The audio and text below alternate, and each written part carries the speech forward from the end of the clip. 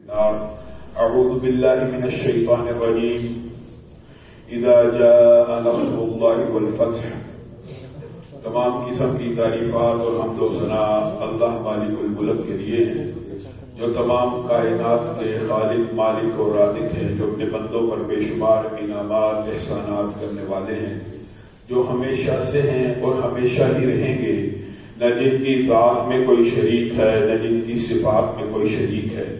حمد و ثنا کے بعد لاکھوں کروڑوں درود و سلام ہو اس ہستی اقدس و مقدس پر کہ جن کا نام نامی اور اسم گرامی حضرت محمد رسول اللہ صلی اللہ علیہ وآلہ وسلم ہے، جنہیں تمام کائنات کا ہادی رہنما مقتدا پیشوا راہبر امام بنا کر بھیجا گیا، جن کے قلب اطہر پر اللہ رب العزت نے اپنی آخری کتاب حمید کو نازل فرمایا۔ حمد و ثنا اور درود و سلام کے بعد لاکھوں رحمتیں ہوں آپ کے صحابہ پر، امت کے ادیبوں پر، امت کے شہیدوں پر، واعظین مبلغین پر، جن کی وجہ سے اسلام ٹھیک اور مکمل حالت میں ہم تک پہنچا۔ معزز سامعین گرامی قدر، گزشتہ چند خطبات سے حضرت عمر کی سیرت کے حوالے سے ہمارا موضوع چل رہا ہے۔ حضرت عمر اللہ رب العزت سے کیسے خوف کھاتے تھے، اس حوالے سے گزشتہ دو خطبات میں آپ کے سامنے گزارشات کو رکھا۔ چند ایک باتیں کر کے انشاءاللہ حضرت عمر کی سیرت کے دیگر پہلوؤں کے اوپر بھی نظر ڈالیں گے۔ حضرت عمر مکہ میں جاتے ہیں، مکہ پہنچتے ہیں، حاجی عمرہ کرنے والے رش وافر لگا ہوا، اعلان کرتے ہیں کہ میں نے مختلف علاقوں میں جو تمہارے اوپر گورنر مقرر کیے ہوئے ہیں، یہ پہلے سب سے پہلے اصطلاح خاتم کی حضرت عمر کے دور میں استعمال ہوئی۔ یہ گورنر تمہارے حکمران تو ہیں لیکن اصلاً یہ تمہارے خادم ہیں، میں نے انہیں تمہارے اوپر ظلم و ستم اور جبر کرنے کے لیے مقرر نہیں کیا۔ اگر کسی بھی بندے کی کوئی بھی شکایت موجود ہے، اگر کسی بھی بندے کی کوئی بھی شکایت موجود ہے مجھے بتلائے۔ ابھی کیونکہ اس سیزن کے اندر دور دراز کے سارے گورنر حرم میں آتے تھے، حضرت عمر کا بھی معمول تھا، کہا کسی بھی علاقے کا کوئی بندہ اپنے گورنر کے خلاف کوئی شکایت رکھتا ہے مجھے ابھی بتلائے، میں ابھی اس کو قصاص لے کے دیتا ہوں۔ گورنر موجود ہے، مصر کے فاتح، شام کے فاتح، ایران کے فاتح، ان کے سامنے عوام کو مخاطب کر رہے ہیں۔ اس طرح کی کھلی کچہری ان کی نقل کے اوپر حکمران لگاتے ہیں تو ان کی نقل کے اوپر خادم کا نام تو رکھتے ہیں، لیکن ان کی خدا خوفی اور ان کے فیصلے کے اوپر نظر دوڑائیے۔ ایک بندہ مصر سے آتا ہے، مصر سے آیا ہوا تھا، کھڑا ہو جاتا، کہا عمر بن العاص جو مصر کے گورنر ہیں، ایک مرتبہ میں نے نہایت معمولی غلطی کی جس کی شریعت میں سزا کوڑے لگانا نہیں تھا، انہوں نے مجھے 100 کوڑے مارے، غلطی بڑی چھوٹی تھی، غلطی بڑی تھوڑی تھی۔ آپ کو پتا نا کوڑے کی سزا کب ہونی چاہیے؟ جب انسان سے کوئی باشگاف بڑی غلطی ہوئی ہو، معاشرے میں نقص عمل کا اندیشہ ہو، حکمران تعدیلت لگا بھی سکتا ہے، لیکن کہا وہ غلطی اتنی بڑی نہیں تھی۔ عمر بن العاص نے میری پشت کے اوپر 100 کوڑے لگائے۔ عمر بن العاص آپ کو پتا ان جرنیلوں میں سے تھے، حضرت امیر معاویہ اور عمر بن العاص، جنہوں نے حضرت عمر کو کنونس کیا تھا کہ ہم نے یہ جو نئی فتوحات کی ہیں ان علاقوں میں ہم اس طرح چلیں گے تب ہمارا مسلمانوں کا روب ہوگا، اور حضرت عمر صرف حضرت امیر معاویہ سے موافقت کی، حضرت عمر نے ہر بندے کو ڈانٹا، ہر بندے کو گورنری سے معزول کیا۔ حضرت امیر معاویہ ایسے گورنر تھے، حضرت عمر کبھی ان کو ایک دفعہ بھی معزول نہیں کیا، ایک مرتبہ بھی نہیں ڈانٹا، اور عمر بن العاص کو جو ڈانٹا یہی وہ واقع۔ عمر انہیں 100 کوڑے لگائے، شریعت کے اندر کوڑوں کی مقدار مقرر ہے، فلاں غلطی ہو، فلاں قذف ہو جائے، جھوٹی تہمت لگا دی جائے، شراب پی ہو، کوڑے لگانے سے کیا جرم کیا؟ حضرت عمر بن العاص سے کوئی جواب نہ بن پایا، کا جرم تو واقعی چھوٹا ہے، لیکن میں نے اپنی رائے میں یہ سوچا اگر میں اس کو کوڑے لگاؤں گا عوام کے سامنے تو عوام میں یہ جرم بھی ختم ہو جائے گا۔ آج آپ سر عام مجھے میرا احتساب کر رہے ہیں، عوام تو انگیز ہو جائے گی، عوام تو بغاوت ہوتا رہے گی۔ حضرت عمر نے کہا بغاوتیں ایسے بھی ہوتی ہیں، عمر جا اس بندے کو منا لے، یہ بھی ایک اسلامی شریعت کا قانون ہے، قصاص بھی اسلام میں ہے اور دیت بھی اسلام میں۔ اگر دیت دے کے راضی ہو جاتا ہے اس کو دیت دے، ورنہ اللہ کی قسم اسی حرم کے اندر عمر بن العاص تیری پشت کے اوپر 100 کوڑوں کو لگائے. حضرت عمر اس کے بعد جاتے ہیں، بندے سے گفتگو کرتے، بندہ بڑا دیتی ہوتا، کہا کم از کم 200 دینار. 200 دینار بہت، آج کے دور میں بھی بہت بڑی رقم بنتی ہے، 20 تولے سونے کے قریب یہ رقم بنتی ہے. 200 دینار لوں گا، اس سے بھی زیادہ کئی لوگوں کے نزدیک. میں 200 دینار لوں گا، اگر دیتا ہے ٹھیک ہے، نہیں تو پشت کے اوپر 100 کوڑے کھانے کے لیے تیار ہو جائے. ایک عام بندہ ہے، عوام الناس میں سے ہے، یہ جسٹس ہے، یہ احتساب ہے. حضرت عمر نے کہا یہ تمہارے خادم ہیں، یہ گورنر تمہارے اوپر صرف حکمران نہیں ہے، تمہارے خادم اور خادمیت کا ثبوت کیسے دیا؟ احنف بن قیس کہتے ہیں میں آیا، بڑا لمبا چھوٹا سفر کر کے آیا، میں نے حضرت عمر کو عام لباس میں تہمت باندھے ہوئے ایک گھوڑے کی، ایک اونٹ کی مالش کرتے ہوئے دیکھا. میں نے کہا امیر المومنین ہے، اتنی ریاستوں کے بادشاہ یہ کیا کر رہے ہیں؟ کہا بادشاہ ہوں، لیکن بادشاہ سب سے بڑا خادم ہوتا ہے. یہ آج جتنے بھی خادم کے لفظ آپ کو نظر آتے ہیں، چاہے خادم الحرمین شریفین ہو، چاہے پاکستان میں خادم اعلیٰ کا نام ہو، یہ حضرت عمر کی وہ اقوال کی بنیاد کے اوپر ہے کہ حکمران خادم ہوتا ہے. اونٹ کی مالش، اونٹ حضرت عمر کا نہیں، پتا لگا بیت المال کا اونٹ ہے، اس کی مالش کر رہے ہیں، تمنا ہوگا، تندرست ہوگا، مسلمانوں کے بیت المال میں زیادہ مال اکٹھا ہوگا. یہ حضرت عمر کی سیرت ہے. اور حضرت عمر کی سیرت کے اندر خوف خدا کے عجیب و غریب واقعات بھی، چند واقعات تو آپ کے سامنے رکھ چکا ہوں. ایک مرتبہ مدینہ اپنے گھر سے نکلتے ہیں، کچھ دور جاتے ہیں، ایک مرد کو ایک عورت سے کلام کرتا ہوا پاتے ہیں. عورت سے مرد گفتگو کری جا. حضرت عمر کا معمول تھا، ان کے ہاتھ میں ایک درا ہوتا تھا جس کو ہم کوڑا بھی کہتے ہیں، کوڑے سے تھوڑا چھوٹا ہوتا تھا، وہ حضرت عمر کے ہاتھ میں مستقل ہوا کرتا تھا. نبیوں کی سنت یہ ہے کہ ان کے ہاتھ میں ہر وقت عصا، لاٹھی، کوئی لکڑی کا ٹکڑا ہوا کرتا تھا. یہ انبیاء کی سنت ہے. 1 لاکھ سے زیادہ انبیاء اپنے ہاتھ میں سٹک رکھتے ہیں جس کو عصا کہا جاتا ہے. کیوں رکھتے تھے؟ اس کی حکمت اللہ کو پتہ ہے. اور حضرت موسیٰ نے ان کی بات حکمت کلام حمید میں بیان بھی کی ہے. میں صرف پتے جاڑتا ہوں، دودھی جانوروں سے بچتا ہوں وغیرہ وغیرہ، لیکن ایک سنت بھی ہے، مسلمانوں کی عادت بھی ہے، عربوں میں آج کی عادت ہے، وہ اپنے ہاتھ میں لاٹھی رکھتے ہیں، عصا رکھتے ہیں. لیکن حضرت عمر اس دن کے آگے اس کو ایک درا بنا لیا ہوتا. آپ اس بندے کو دیکھا عورت کے ساتھ بات کرنا، سرے راہ راستے کے اوپر جھٹ درا لگایا زور سے. کہا امیر المومنین یہ کیا کر رہے ہیں؟ یہ تو میری بیوی ہے. بیوی کو سڑک کے اوپر لے کے کھڑا، پھر درا لگانے لگے اور لوگوں کے سامنے بیچ چراہے میں اس سے گفتگو کرتا ہے تاکہ لوگ تیری طرح متوجہ ہوں، معاشرے میں یہ بات پھیل جائے کہ عمر کے دور خلافت میں مدینہ کی سڑکوں کے اوپر ایک مرد ایک عورت سے گفتگو کر سکتا ہے. یہ حضرت عمر، اتنی حیا اسلامی معاشرے میں ہے، اتنی حیا. آج ہم حیا باختہ ہو چکے، درا لگا دیا. کہا آقا ظلم ہے، بیوی کے ساتھ کھڑا ہوں. کہا رستے میں کیوں کھڑے ہو؟ اس لیے کھڑا ہوں ابھی مدینے میں آیا ہوں، رہنے کی جگہ نہیں پتا، اقامت نہیں پتا، ڈھونڈ رہے ہیں، آپس میں مشورہ کر رہے ہیں کہ کہاں جا کے ٹھہرنا ہے. اب حضرت عمر جو کچھ دیر پہلے اسلامی سزا کے دینے کے اوپر اور اس کو سمجھانے کے لیے درے لگا رہے ہیں، مجرم بن کے کھڑے. کہا مجھے معاف کر دے، مجھے اللہ کے لیے معاف کر دے، مجھے پتا تھا تو مسافر ہے، تو راہ چلتا ہے، تو مدینے کا رہائشی نہیں ہے، میں تجھے درا لگانا تو دور کی بات ہے، برا بلا دینا کہتا ہے. کہا آقا کوئی بات نہیں، میں آپ کو معاف کرتا ہوں. کہا نہیں، درا پکڑ، عمر کی پشت کے اوپر درا لگا. 3 مرتبہ کہا درا لگا، درا لگا. پھر وہ ساتھی نے کہا میں آپ کو اللہ کی رضا کے لیے معاف کرتا ہوں.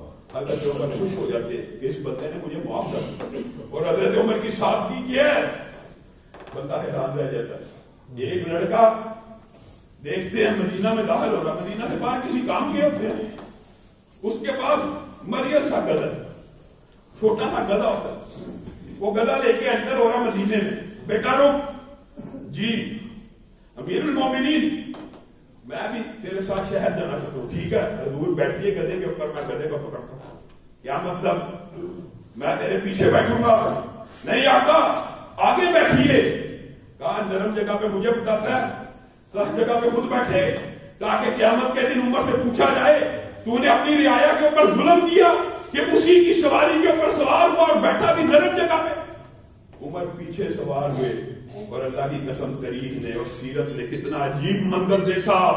4 بر اعظم کا بادشاہ ایک مرید سے گدھے کے اوپر ایک عام سے نوجوان کے پیچھے بیٹھا ہوا مدینے میں داخل ہو. یہ حضرت عمر تھے. حضرت عمر کی سیرت کا کون کون سا؟ عبداللہ ابن عباس پہلے بھی آپ کو گزشتہ خطبات میں بتایا کہ حضرت عباس سے کتنا پیار کیا کرتے تھے. اس وجہ سے نبی کی نسبت کی وجہ سے. اور چچا عباس کو کہا تھا آپ کا اسلام لانا مجھے اپنے باپ کے اسلام لانے سے زیادہ قیمتی تھا. کیوں؟ کہ نبی کریم کو آپ کا اسلام لانا پسند تھا. عبداللہ ابن عباس چھوٹے تھے نا, کم عمر تھے. صحابہ اعتراض کیا کرتے تھے کہ حضرت عمر آپ اتنے چھوٹے بچے کو پروٹوکول دیتے. پروٹوکول پتہ کیسے دیتے تھے؟ بدر کے اصحاب, بدری صحابی جہاں پہ بیٹھے ہوتے تھے نا, حضرت عمر عبداللہ ابن عباس کو کہا کرتے تھے ادھر آؤ بیٹا. پیچھے بیٹھے تھے مسجد میں, پہلی صف بدری صحابہ کی ہوتی تھی. اس صف کے اندر عبداللہ ابن عباس کو بٹھایا کرتے تھے. صحابہ بڑے عمر کے تھے. کچھ لوگوں نے حضرت عمر پہ کہا یار یہ بچہ ہے عمر, تو بدر کے صحابہ میں اس کو اٹھا دیتا. حضرت عمر کو 2-3 مرتبہ جب یہ شکایت ملی, ان کا معمول تھا جب بھی عبداللہ ابن عباس آنا ان کا استقبال کرنا, ان کو پہلی صف میں لینا. حضرت عمر نے کہا اب ان لوگوں کا جو ذہن میں بات آ گئی ہے اس کو دور اور رفع کرنا بڑا ضروری ہے. یہ نہ سمجھے کہ عمر کا ڈیسیجن غلط ہے, فیصلہ غلط. اب کیا کیا, پورے مدینہ میں منادی کرا دی گئی. دیکھیں کوئی بندہ, یہی پروپیگنڈا نا, اہل بیت سے بغض تھا, اہل بیت سے نعوذ باللہ نفرت تھی. یہاں پہ اہل بیت کی فضیلت ظاہر کرنے کے لیے پورے مدینے کو طلب کیا جا رہا ہے. صحابہ آ رہے ہیں, پھر عبداللہ ابن عباس کو پہلی صف میں بلاتے. سارے صحابہ اکٹھے ہو گئے. عام سوال کرتے اذا جاء نصر اللہ والفتح ورأيت الناس يدخلون في دين الله افواجا. اس صورت کا ذرا ترجمہ تو بتلاؤ. تفسیر تو مختلف صحابہ مختلف تفاسیر بتاتے ہیں. ایک جگہ فتح مکہ کی ہے. سب سے بہتر جو تفسیر صحابہ میں سے کسی نے بیان کی, انہوں نے کہا کہ فتح مکہ کے موقع پہ آئی. کچھ نے کہا لاکھوں لوگ اسلام کو قبول کیا, یہ نبی کریم کو بشارت دی. حضرت عمر اب خاموش ہو گئے. کہا بیٹا عبداللہ ابن عباس اس کی تفسیر آپ کی رائے میں کیا ہے؟ عبداللہ ابن عباس کھڑے ہوئے اور کہا آقا اس صورت میں اللہ رب العزت نے نبی کریم کو ان کی وفات کی خبر دی. ثابت کیا کرنا چاہتے تھے؟ علم کی فضیلت, علم کا مقام و مرتبہ. علم کی فضیلت ہوتی ہے, عمر کی کوئی بات نہیں ہوتی. جب انہوں نے یہ تفسیر بیان کی حضرت عمر مسکرانا شروع ہو گئے. کہا عبداللہ ابن عباس اللہ کی قسم تو نے سچ کہا. یہ صورت اللہ نے صرف اس لیے نازل کی کہ نبی کریم کو اطلاع دی جائے کہ اب فتوحات ہو گئی, اب دین میں افواج در افواج لوگ شامل ہو گئے. فسبح بحمد ربک. اب تیرا کام دنیا کی طرف توجہ کرنا نہیں ہے. جو زندگی کا آخری سال, چند ایام, چند ماہ باقی رہ گئے ہیں, اب صرف اللہ کی تسبیح کو بیان کر اور اللہ سے مغفرت کی دعا کو طلب کر. ہوا کیا؟ اس واقعے کے بعد حضرت عمر نے پھر لوگوں کو کہا سنو, میں اس لیے اس بچے کی عزت کرتا ہوں, میں اس لیے اس نوجوان کی عزت کرتا ہوں کیونکہ میں نے اپنے کانوں سے سنا ہے نبی کریم اس کو دعا دے رہے تھے. کیا دعا دے رہے تھے؟ اللہ تعالیٰ اسے قرآن کا علم سکھلا, اس لیے میں اس کی عزت کرتا ہوں. اور حضرت عمر تعلیم اور علم کی عزت کس طرح کیا کرتے تھے؟ ایک مرتبہ ان کے اپنے بیٹے کا واقعہ بنے. نبی کریم صلی اللہ علیہ وسلم نے پوچھا مومن کی مثال ایک درخت جیسی ہے, کوئی بتلائے گا مومن کی مثال کیسے درخت جیسی ہے جو ہمیشہ ہرا بھرا رہتا ہے, جو پتے نہیں جھاڑتا, جو پتے نہیں گراتا؟ صحابہ سے پوچھنا شروع ہو گئے. کسی نے جواب نہ دیا. تو نبی کریم صلی اللہ علیہ وسلم نے کہا مومن کی مثال کھجور کے درخت کے جیسی ہوتی ہے کہ جو پتجھڑ اور خزاں میں بھی اپنے پتوں کو نہیں گراتا, ٹہنیاں برقرار رکھتا ہے. کیا مطلب؟ مومن چاہے تنگی میں ہو چاہے فراخی میں ہو, مومن کا فیض جاری رہتا ہے. یہ نہیں کہ آج حالات تنگ ہوئے, آج ہاتھ تنگ ہوئے تو انفاق میں تنگی کر دی. نہیں, مومن یہ بھی نہیں بات, مشکلات پڑی تو اللہ تعالیٰ کی طرف سے منہ موڑ لیا, مثال دی ہے. اور تمثیل کی بڑی اہمیت ہوتی ہے. مومن ہر وقت ہرا بھرا तवाना, तंदुरुस्त, ताकत में रहता है अल्लाह के दीन के लिए, लोगों की मदद के लिए, खुदा के दीन के ऊपर मुस्तकिल अमल करता है। अब अब्दुल्ला इब्न उमर घर जाते हैं, कहते हैं बाबा जब नबी करीम सल्लल्लाहु अलैहि वसल्लम ने ये सवाल पूछा था ना तो मुझे इसका जवाब आता था, मुझे पता था। हजरत उमर की आंखों में पानी आ गया, कहा अल्लाह की कसम दुनिया के खजाने इकट्ठे होकर बेटे की हौसला अफजाई देखे कैसे कर रहे हैं, दुनिया के सारे खजाने मुझे मिल जाते, मुझे ये बात कम दर्जे की लगती है अगर तू नबी की महफिल में सही जवाब दे देता तो उमर की इज्जत में इजाफा हो जाता। यही अब्दुल्ला इब्न उमर है जिनकी तरबियत किस तरह थी। वैसे हजरत उमर का ये तौर और तरीका था, मुस्तकिल सुन्नत थी। जब भी कोई ऑर्डिनेंस जारी करते थे पता क्या कहते थे, घर आके मैंने ये हुक्म जारी कर दिया और लोगों की नजरें उकाब की तरह, तेज तर्रार गिद्ध की तरह उमर के घर के ऊपर लगी हैं कि उमर के घर वाले इस हुक्म के बारे में क्या करने अमल इख्तियार करते हैं। क्या समझाना चाहते थे, कहा अगर रियाया में से कोई मेरे ऑर्डिनेंस की मुखालफत करेगा ना उसको एक मर्तबा सजा दूंगा, लेकिन अगर मेरे घर वालों में से किसी ने इस ऑर्डिनेंस की मुखालफत की मैं उसको 2 मर्तबा सजा दूंगा, यानी दुगनी सजा दूंगा। यही तरबियत का असर है। आपके सामने पहले भी एक मर्तबा रखा था, लेकिन कितना खूबसूरत वाक्य है। फजर की नमाज पढ़ रहे हैं, बेटे अब्दुल्ला इब्न उमर के साथ पढ़ के बाहर निकलते हैं। अब्दुल्ला इब्न उमर के दिल में फख्र आता है, कहते हैं बाबा सारी दुनिया सो रही है, सारे लोग सो रहे हैं, फना इलाके के भी जहां जहां से हम गुजर रहे हर बंदा सोया हुआ है, हर बंदा ही सोया हुआ। अल्हम्दुलिल्लाह सिर्फ मैं और आप फजर की नमाज पढ़ के आ रहे हैं और जो चंद लोग मस्जिद में मौजूद थे उन्होंने फजर की नमाज पढ़ी है। हजरत उमर को गुस्सा है, कहा अब्दुल्ला अल्लाह की कसम बेहतर था इस गीबत करने की बजाय तू फजर की नमाज पढ़ता ही ना। तू लोगों की गीबत करता है, क्या लोगों की तुझे अमाल की फिक्र है, अपना अमल तू जाया कर रहा है फहर करके कि मैंने फजर की नमाज पढ़ी है बाकियों ने नहीं पढ़ी। इससे बेहतर था तू फजर की नमाज अदा ही न करता। अगर तूने ऐसा फहर करना है या लोगों की ऐसी गीबत को बयान कर। तरबियत तो ये है अपने बच्चों की, अपने खानदान की असलूब तरबियत का ये होना चाहिए। और हजरत उमर की सीरत के अंदर बहादुरी की बड़े बाप, बहादुर कितने थे पता है ना। इस वाक्य से कबल अब्दुल्ला इब्न मसूद का एक कौल आपके सामने रखना चाहता हूं। हजरत अब्दुल्ला इब्न मसूद ने कहा अल्लाह की कसम दुनिया में अकलमंद तरीन 3 अशखास थे, 3 अशखास अकलमंद तरीन दुनिया के अंदर। यह हदीस नहीं है, एक साथी का कौल है। एक वो कुएं वाली जिसने अपने बाबा को कहा था बाबा ये जो कुएं से पानी निकालने वाला नौजवान है ये ताकतवर भी है और ईमानतदार भी है, इसको अपने यहां मुलाजिम रखिए। कहा एक अकलमंद वो थी जिसने इंतखाब किया तो मूसा का किया और मूसा का इंतखाब करके नहीं, इससे ज्यादा धीरज दानाई का फैसला कोई नहीं हो सकता। दूसरा अकलमंद वो था जिसने यूसुफ का इंतखाब किया कि इसको अपने महल में जगह दीजिए, करीब है हमें फायदा दे।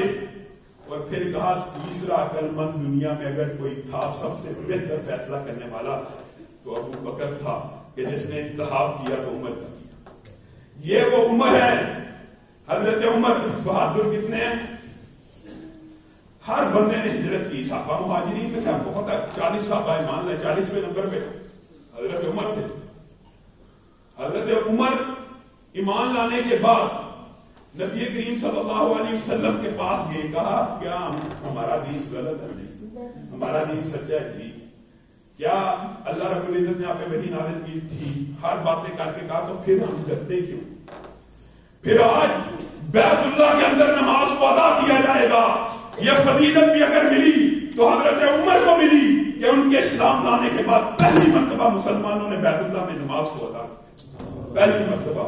और हजरत उमर हिजरत करने के इरादे से जब निकलते हैं, 2 साथियों का उन्होंने लोगों के सामने खुफिया रखा मामला, क्योंकि हर बंदा हजरत उमर की तरह दलेर नहीं था, लेकिन अपने बारे में खाना काबा में तवाफ किया, मकाम इब्राहिम में 2 रकतों को अदा की, तलवार निकाली। कोई ऐसे हिजरत करता, तलवार निकाली और पुकारा है कोई कुरैशी जो यतीम होना चाहता हो, ہے کوئی قریشی جس کی بیوی بیوہ ہونا چاہتی ہو؟ میں عمر اللہ کے راستے میں ہجرت کرنے والا ہوں، جس میں جرت ہے میرا راستہ روک لے۔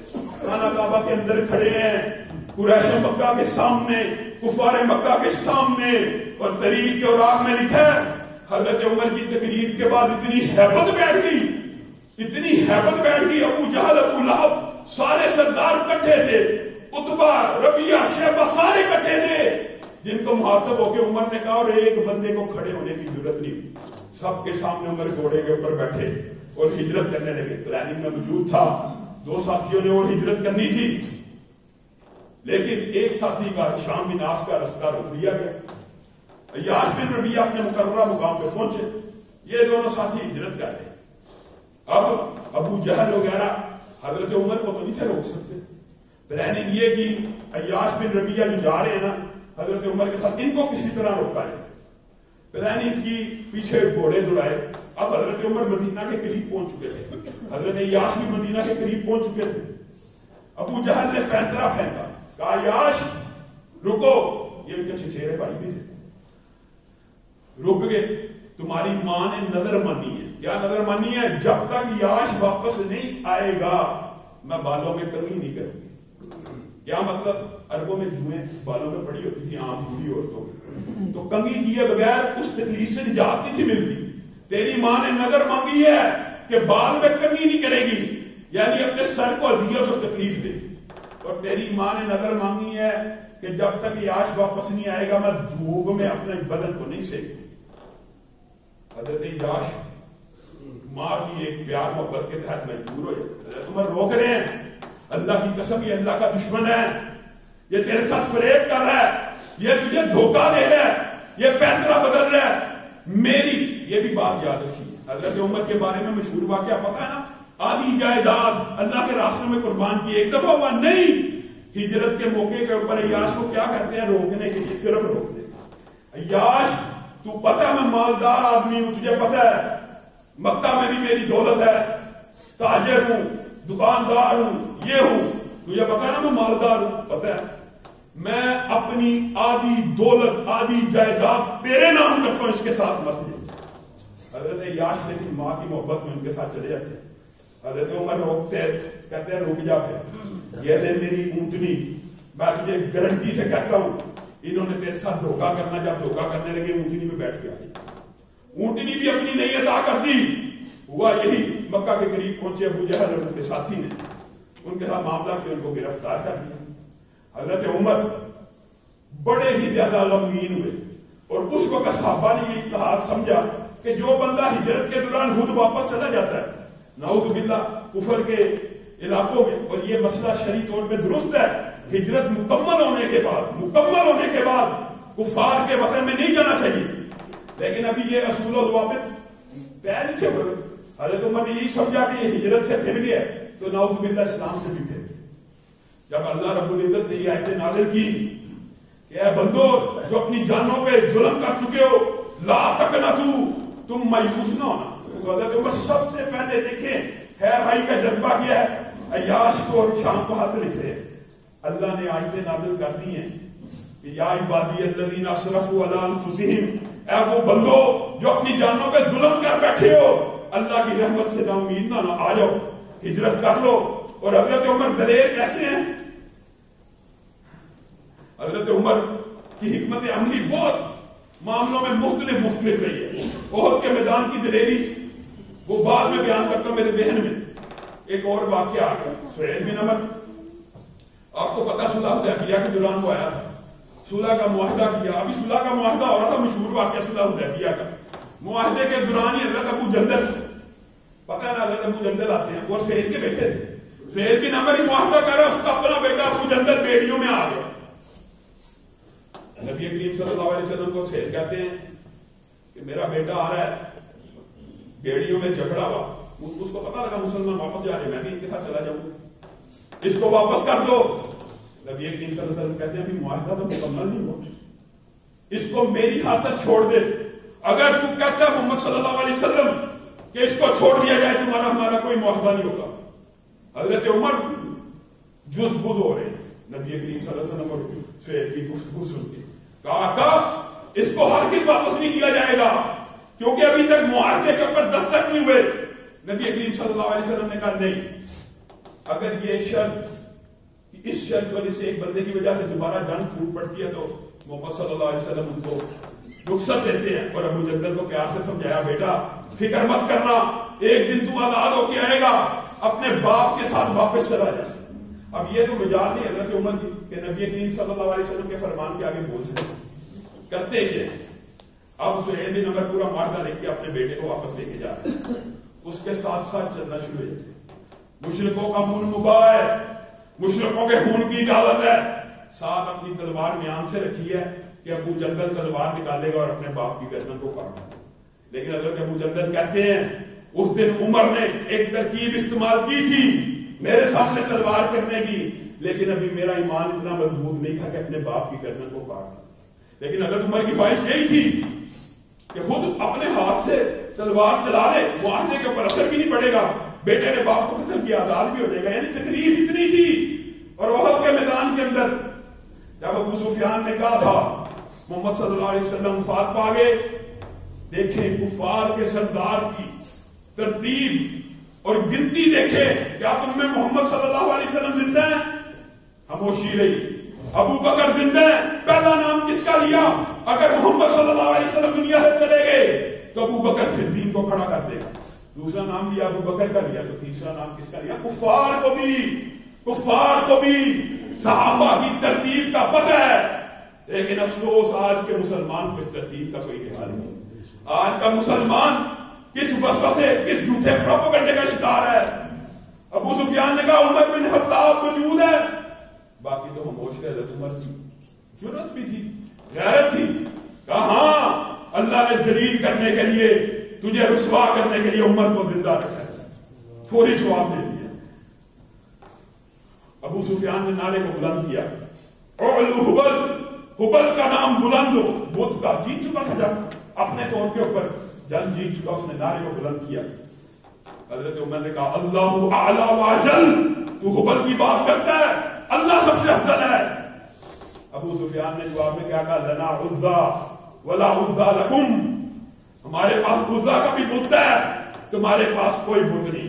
حضرت عمر نے کہا اللہ مولانا ولا مولا لکم، میرا والی وارث ہمارا والی وارث اللہ ہے اور تمہارا والی وارث اللہ نہیں ہے. کہا یہ جنگ ہے. ابو سفیان کی ڈائلاگ ہو رہا ہے احد کے میدان کے اندر، پہاڑ کے اوپر اور نیچے سے. ابو سفیان نے کہا یہ جنگ ایک ڈول ہوتی ہے، ایک میدان ہوتی ہے، کبھی اس کا پلڑا ادھر جاتا ہے، کبھی اس کا پلڑا ادھر جاتا ہے. عربی کا مشہور خطاب ہے. ہم نے بدر کا بدلہ لے لیا، بدر میں ہمارے مارے گئے تھے، احد میں تمہارے مارے گئے. حضرت عمر کی غیرت نے پھر گوارا نہ کیا. کہا کیا بکواس کرتا ہے ابو سفیان؟ یہ حضرت ابو سفیان کے اسلام لانے سے قبل کا واقعہ ہے، اس لیے جملہ کوٹ کر رہا ہوں، ورنہ اسلام لانے کے بعد ساری امت جمع ہو جائے کسی صحابی کے طلبے کا مقابلہ نہیں کر سکتی. یہ حضرت ابو سفیان کی اس دور کا واقعہ ہے جب ابھی اسلام کو قبول نہیں کیا. اس لیے اگر کوئی دوسرا لفظ نکل بھی جائے تو اس پہ ایک تو صرف نظر کیا جائے گا، اور دوسری بات یہ کہ وہ اسلام لانے سے قبل کی بات ہے. لیکن ایک اصول یہ بھی یاد رکھیے، صحابہ کا ذکر اسلام لانے سے قبل کا بھی کیا جائے گا تو ان کے اوپر سب و شتم نہیں کی جائے گی. حضرت خالد ابن ولید کا ذکر اگر میدان احد کا بھی کیا جائے گا تو نعوذ باللہ یہ نہیں کہا جائے گا جو معاشرے میں مشہور ہے، فلاں کا بیٹا فلاں بیڑا گرک، نعوذ باللہ گندے گندے الفاظ استعمال کر کے. حالت اسلام سے پہلے کے بعد بڑے کھلے ہیں معاشرے کے اندر، خاص طور پہ حضرت ابو سفیان کے بارے میں معاشرے میں جو مرضی منہ میں آئے کہہ دو، نعوذ باللہ. ایسی بات نہیں. حضرت عمر نے جواب دیا اور تمہارے مقتولین جہنم میں ہیں، ہمارے مقتولین جنت میں. تمہارا اور ہمارا یہ فرق ہے. اور حضرت عمر دلیر اور شجاع کتنے. حنین کے مارکے میں جب حوازن کے تیر اندازوں نے تیروں کی برکھا کو برسایا، سارے صحابہ کو کہ حجاب آ گیا تھا نا، فخر آ گیا کہ ایک دفعہ ہم 313 تھے تو ہمیں دنیا کی اس وقت 3 گنا بڑی فوج نے شکست نہیں سی دی، آج ہماری تعداد تو زیادہ ہے. جیسے ہی فخر کا آنا اللہ تعالیٰ کی آزمائش آ گئی اور صحابہ کے قدم اکھڑ گئے. اس وقت نبی کریم صلی اللہ علیہ وسلم اپنی جرأت کا مظاہرہ کرتے ہوئے کہتے ہیں انا نبی لا کذب، انا بن عبد المطلب، اور جس طرح عبد المطلب کے پوتے ہونے میں کوئی شبہ نہیں ہے اس طرح میری نبوت میں بھی کوئی شبہ نہیں. اور حضرت محمد رسول اللہ صلی اللہ علیہ وسلم کے ساتھ صرف بعض روایات کے اندر 8 بندے اور بعض روایات کے اندر 12 صحابہ رہ گئے. صرف 12 صحابہ. ان میں سے جو سب سے آگے تھے وہ کون تھے؟ ابو بکر و عمر تھے. دائیں ابو بکر، بائیں. حضرت ابو بکر و عمر نے نبی کریم صلی اللہ علیہ وسلم کو کبھی بھی تنہا اس حالت میں نہیں چھوڑا. حضرت عمر کی ایک اور بات دماغ میں آ گئی فقہی بصیرت کے حوالے سے. دلیری کے واقعات متعدد ہیں، انشاءاللہ ان واقعات کے اوپر آئندہ آنے والے خطبات میں اس بات کو جاری رکھے گی. لیکن فقہی بصیرت کا ایک واقعہ عجیب و غریب قسم کا، اگر حضرت عمر اس دن یہ فقاہت کا مظاہرہ نہ کرتے ہو سکتا ہے آج پوری امت بدعملی کا شکار ہوتی. پوری امت. مشہور واقعہ، نبی کریم صلی اللہ علیہ وسلم کو غائب پایا. نبی کریم بڑی دیر سے آ لیے. حضرت ابو ہریرہ سب سے پہلے جزبز ہوئے. نبی کریم صلی اللہ علیہ وسلم کی تلاش کرتے ہوئے ایک باغ میں پہنچے. اندر پہنچے، نبی کریم صلی اللہ علیہ وسلم الحمدللہ خیریت سے تھے، کنویں کی منڈیر میں بیٹھے تھے. کہا ابو ہریرہ میں تجھے آج ایک بات نہ بتلاؤں؟ جی بتلائیے. ابو ہریرہ جا جا کے اعلان کر دے. کس بات کا اعلان کر دیا جائے آقا؟ کہ جو بندہ لا الہ الا اللہ صدق کے دل سے کہہ دے گا، اللہ رب العزت کی گواہی دے دے گا، نبی کریم کے رسول ہونے کی گواہی دے دے گا، جاؤ میں محمد صلی اللہ علیہ وسلم کی طرف سے اس کو جنت کی بشارت دوں. حضرت ابو ہریرہ اتنا خوش، چہرہ خوشی سے دبک رہا ہے، تیزی سے باہر دوڑے ہیں. سامنے سے عمر بھی حضرت محمد رسول اللہ کی محبت میں کھینچے چلے آ رہے کہ آقا کہاں گئے؟ صحابہ بے چین ہو جایا کرتے تھے، نبی کریم صلی اللہ علیہ وسلم ذرا ادھر سے ادھر ہوتے تھے، محبت اتنی شدید تھی. ابو ہریرہ نے کہا آج ایک بہت ہی بڑی بات ہو گئی ہے. کیا بات ہو گئی ہے؟ سارا واقعہ بیان کیا. کہا نبی کریم صلی اللہ علیہ وسلم نے یہ بات کہہ دی ہے، میں امت کو خوشخبری دینے جا رہا ہوں. حضرت عمر کو غصہ آیا، مکہ مارا. حضرت ابو ہریرہ زمین پہ گئی، شدید چوٹ لگی، آنکھوں میں آنسو لیے نبی کریم کے پاس پہنچی. کہا میں حضرت عمر کو آپ کی حدیث سناتا ہوں، یہ اس نے میرے سینے کے اوپر پنچ مار دیا، مکہ دے مارا. ہاں عمر کیا وجہ، کیا مسئلہ، کیوں کہا؟ آقا آپ کے فرمان کو کاٹنے کی ضرورت نہیں، نہ اس کو منسوخ کرنے کے لیے آیا ہوں، صرف ایک درخواست لے کے آیا ہوں. اگر آپ نے یہ بات امت میں کہہ دی یا اس حدیث کو جاری کرنے کا فرمان جاری کر دیا تو پھر آپ کی امت میں سے عمل کوئی نہیں کرے گا. وہ اس بات کے اوپر مطمئن ہو جائیں گے کہ کلمہ پڑھ لیا بس جنت پکی ہو گئی، اس بات کے اوپر مطمئن ہو جائیں گے. تو نبی کریم لوگوں یہ کوئی چھوٹی بات نہیں ہے. یہ جو بات ہے نا، اگر اس کی گہرائی میں جایا جائے، جس طرح آپ کے سامنے وہ واقعات رکھے تھے کہ اللہ رب العزت نے حضرت عمر کی موافقت کی کئی مقامات کے اوپر، تو یہاں پر نبی کریم صلی اللہ علیہ وسلم نے حضرت عمر کی موافقت کی. کہا ہاں عمر تیرا اجتہاد، تیری رائے ٹھیک ہے. ابو ہریرہ کو روک دیا، لیکن حضرت ابو ہریرہ نے یہ واقعہ بعد ازاں بیان کر دیا اس خوف کی وجہ سے کہ کل قیامت کے دن یہ مجھ سے سوال نہ ہو جائے کہ نبی کریم کی کوئی حدیث چھپا کے امت کو بتلا دیا. اور اس واقعے اور اس حدیث کی تفسیر کا مطلب سن لیجئے. بعض لوگوں کے ذہن میں آج بھی یہ اشکال آ سکتا ہے کہ شاید صرف کلمہ طیبہ پڑھ لیا تو جنت پکی ہو. لوگوں جنت پکی ہوتی ہے اگر لا الہ الا اللہ اور محمد رسول اللہ پڑھ لیا جائے، جنت پکی ہوتی ہے. لیکن کب، یہ بات یاد رکھنے کی ضرورت ہے. اہم بات یہ ہے جنت میں ہر وہ شخص جائے گا، ہمارا عقیدہ ہے، جس نے بغیر شرک کے کلمہ پڑھا ہوگا وہ جنت میں جائے گا. لیکن کیا براہ راست چلا جائے گا؟ نہیں، اپنے گناہوں کی سزا بھگت کے جائے گا.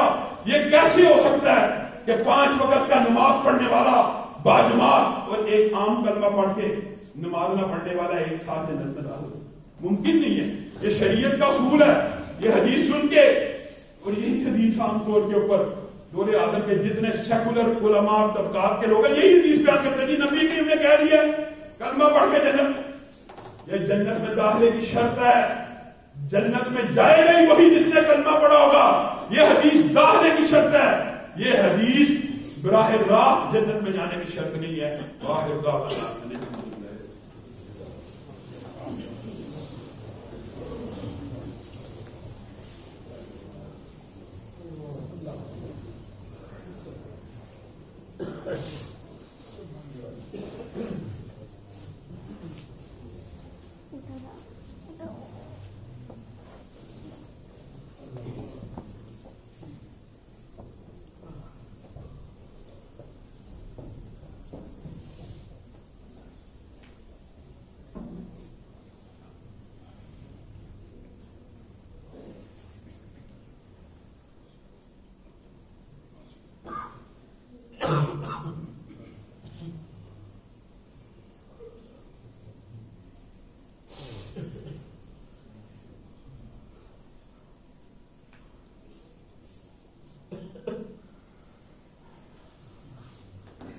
الحمد لله نحمده ونستعينه ونستغفره ونؤمن به ونتوكل عليه ونعوذ بالله من شرور انفسنا ومن سيئات اعمالنا من يهده الله فلا مضل له ومن يضلل فلا هادي له واشهد ان لا اله الا الله واشهد ان محمدا عبده ورسوله اما بعد فان خير الحديث كتاب الله وخير الهدي هدي محمد صلى الله عليه وسلم وشر الامور محدثاتها وكل محدثة بدعة وكل بدعة ضلالة وكل ضلالة في النار. محترم سامعین گرامی قدر، آج ایک نہایت اہم بات آپ لوگوں کے سامنے رکھنی ہے. گزشتہ ہفتے پاکستان کے اندر سوشل میڈیا، اخبارات، ٹی وی، پرنٹ میڈیا میں ایک عجیب و غریب قسم کی بحث چلتی ہے. آپ کے سامنے اس مکمل بحث کو رکھنے کا نہ وقت ہے، لیکن چند اشارے کرنا مقصود ہے. یاد رکھیے، ایک حدیث بہت زیادہ معاشرے میں پھیلائی گئی کہ جو مردہ ہو جائے، مر جائے، اس کے بارے میں اپنی زبانوں کو روکو. یہ حدیث صحیح ہے، درست ہے، لیکن کس کے بارے میں؟ بندہ مومن، بندہ مسلم کے بارے میں.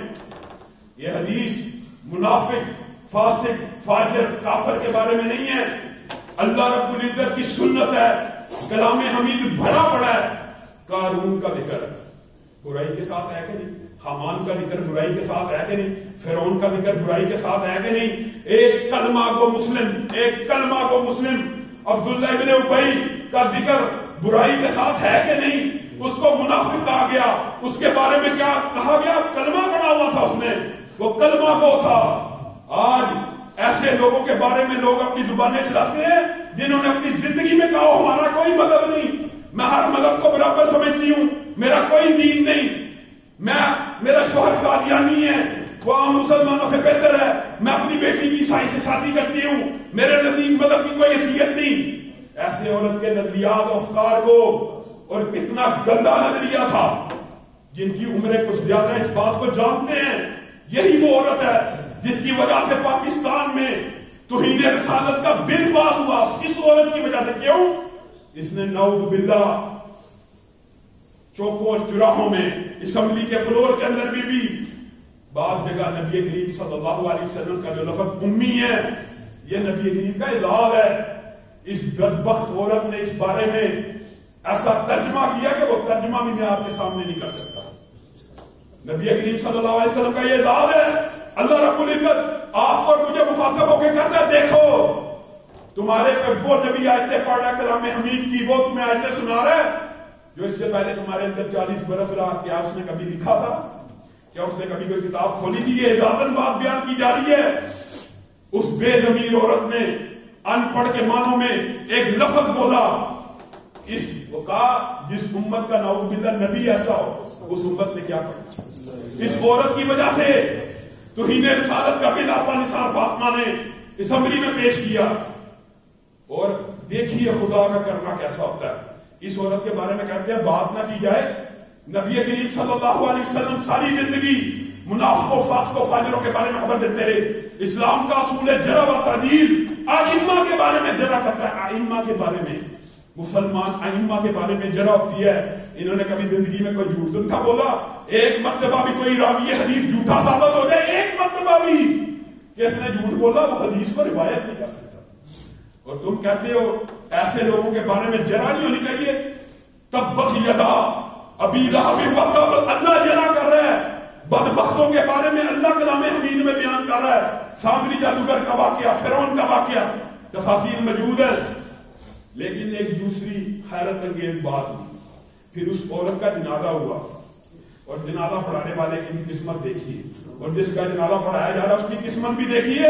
عورت اور مرد پیچھے صف میں اکٹھے کھڑے ہیں. ایک مرد کھڑا ہے، ایک عورت، ایک مرد کھڑا ہے، ایک عورت. عورت اور مرد اکٹھے کھڑے ہیں. شریعت کا مذاق اڑایا جا رہا ہے، دین کا استہزاء اڑایا جا رہا ہے. یہ شعائر اسلامی ہے. ہم یہ نہیں کہتے، ہم کہتے ہیں پاکستان کے اندر ہر مذہب کو اپنے مذہب کے مطابق آزادی ہے، جیسے مرضی رسومات ادا کرے، لیکن کسی بے مذہب اور بد مذہب کو اسلام کا مذاق اڑانے کی اجازت نہیں ہے. اپنے مذہب کے مطابق جو مرضی کرو. تم نے اسلامی شعار کا مذاق اڑایا. یاد رکھیے یہ بھی مسئلہ. وہ لوگوں نے سوالات بھی بہت کیے. عورت نماز جنازہ پڑھ سکتی ہے؟ پڑھ سکتی ہے. باقی نمازیں پڑھ سکتی ہے، یہ پڑھ سکتی ہے. لیکن شرائط کیا ہے؟ کیا عورت اور مرد ایک صف میں اکٹھے کھڑے ہو سکتے ہیں؟ خدا کی قسم کتنی عجیب بات ہے. اجماع امت ہے عورت اور مرد ایک ہی صف میں بغیر حاجب کھڑے نہیں ہو سکتے. ایک صف میں کھڑے ہونے کی ایک ہی صورت میں اجازت ہے. ہماری مسجد کی مثال لے لیجیے, درمیان میں دیوار موجود ہے, عورت کھڑی ہو سکتی ہے. پردہ موجود ہے, کھڑی ہو جائے. اوٹ موجود ہے, کھڑی ہو جائے. اگر دیوار, پردہ, اوٹ, چادر موجود نہیں ہے تو پھر شریعت کا حکم کیا ہے پتہ ہے نا؟ عورت پیچھے کھڑی ہوگی. کہاں پہ؟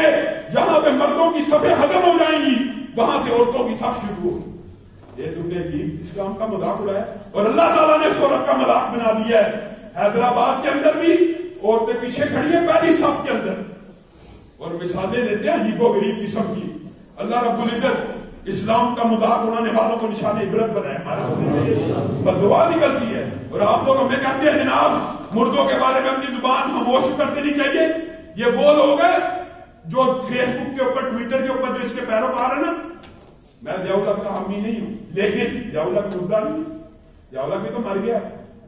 کمنٹ ویسے پتہ کیسے کیے جاتے ہیں؟ ضیاء الحق کو گالی دے کے اور نیچے لکھا جاتا ہے اس کو گالی نہ دی جائے.